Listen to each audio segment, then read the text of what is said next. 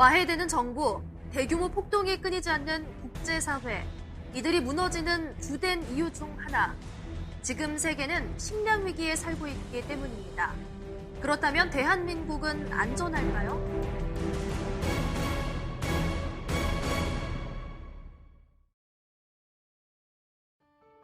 한강의 기적이라 불리며 전대미문의 경제성장을 기록한 한국.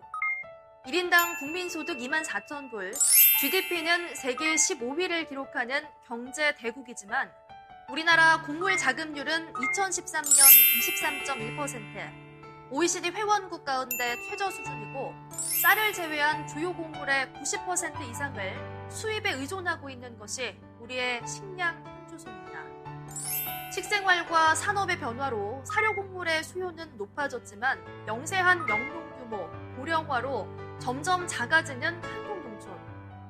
반면 국제곡물가는 기상이변과 사막화 등 불안정한 생산으로 사상 최고 수준을 기록하고 있습니다. 이렇게 날로 악화되는 국제곡물시장 환경에서 경쟁력을 강화하고 식량 자급률을 높일 방법, 바로 해외 농업자원 개발입니다.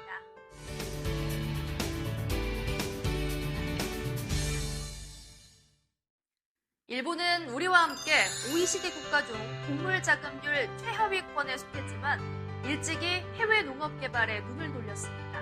1970년대부터 농업 생산단체인 젠노와 종합상사들이 협력해 세계 각지의 곡물 저장소와 유통터미널, 해외 생산기지를 확보하는 데 주력한 결과 일본의 젠노사는 매년 400만 톤 이상의 곡물을 상시 확보할 수 있게 됐고 네로라 하는 국제 곡물업체 인수 전략으로 강력한 식량 주권 확보에 나서고 있습니다.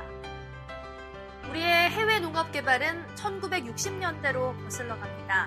남미를 시작으로 해외 이주법, 농업 이민 정책을 추진했는데요. 하지만 현지 환경 파악에 대한 한계와 추진 전략이 부족한 진행으로 대부분 고배를 마셔야 했습니다.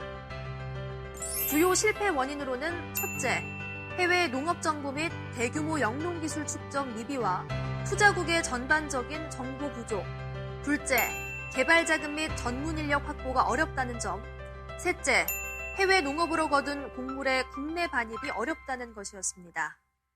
2008년 글로벌 곡물 폭등으로 우리에겐 해외 농업 개발의 나침반이 결실이 필요했는데요. 마침내 2009년 농림축산식품부의 해외 농업 개발 10개년 기본계획과 한국농어촌공사 내 해외 농업 전담 조직 설치 등 새로운 기초를 마련했고 2012년에는 해외 농업개발 협력법의 시행으로 해외 농업 종합개발 계획을 수립하고 해외 농업개발협회가 설립되는 등 해외 농업사업과 관련된 전반적인 지원 시스템을 갖추게 됐습니다.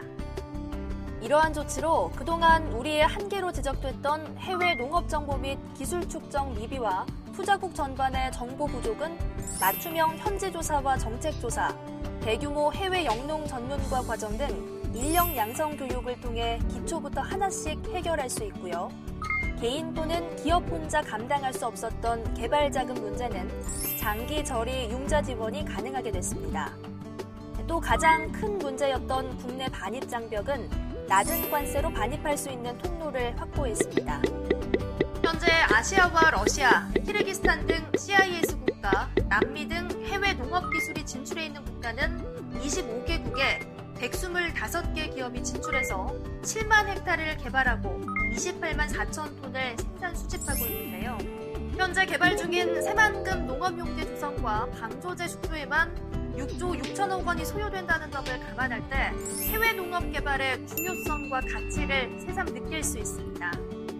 정부는 이러한 해외 식량 기지를 점차 키워서 2021년까지 국내 곡물 소비량의 10%를 민간 해외 농업 개발에서 공공 해외 곡물 유통을 통해서 25%를 확보해서 총 소비량의 35%를 확보한다는 게 정부의 중장기 종합청사진입니다. 우선 수입 의존도가 높은 식량 자원인 옥수수와 밀, 콩이 대표적인 해외 생산을 시작했는데요. 러시아 연해주의 15,000여 헥타르 규모 농지에서 옥수수와 콩을 생산 중인 서울사료. 2009년부터 매년 12,000여 톤의 곡물을 생산 중인데요. 마침내 2013년 옥수수 3,100톤의 국내 반입을 시작으로 2014년 상반기에는 5,500톤을 저율 관세로 반입했습니다. 앞으로 더욱 박차를 가할 해외 생산 곡물의 국내 반입, 주요 곡물인 옥수수와 밀의 자급률이 1% 미만인 우리에게 희망의 신호탄입니다. 캄보디아에는 현지 환경에 맞는 옥수수 동자 생산 개발로 실패 확률은 낮추고 성공 확률은 높인 에이퍼플이 있습니다. 해외 농업을 하면서 제일 먼저 저희들이 생각을 한 거는 현지화 전략입니다. 현지 사람들하고 어떻게 같이 호흡하고 같이 어울려서 농사를 지을까 하는 쪽에 맞춰서 준비를 해왔습니다. 이런 변화의 바람에 기업과 농업인들의 관심이 높아지고 있습니다. 해외 농업개발협회에서 시행되고 있는 미얀마 해외 농업개발 안내 현장. 해외 진출 초기에 가장 필요한 현지 정보와 기술적인 안내는 물론이고 해외 농업개발의 비전을 확인할 수 있었는데요. 과연 농업인들은 어떤 꿈을 그리며 이곳에 왔을까요? 이렇게 해외에 나가서 영농을 하는 것도 좋겠다라는 생각을 가졌었는데 마침 해외농업개발협회에서 이런 연수가 있다는 것을 지인을 통해서 들었어요. 이러한 해외 농업 개발에 대한 국민의 관심과 정부, 민간 기업의 지원과 투자는 우리의 식량 수급 안정과 통일 대비 식량 주권 확보는 물론이고 나아가 투자 대상국과 함께 농업 개발 및 경제 발전을 꿈꿉니다. 또한 유통 안전망을 구축하기 위한 농업과 산업의 연계로 해운과 종합상사 기업의 이윤 창출이 보장될 수 있습니다. 기후변화와 인구 증가, 농업 인구의 감소 등으로 식량 위기는 고조될 겁니다.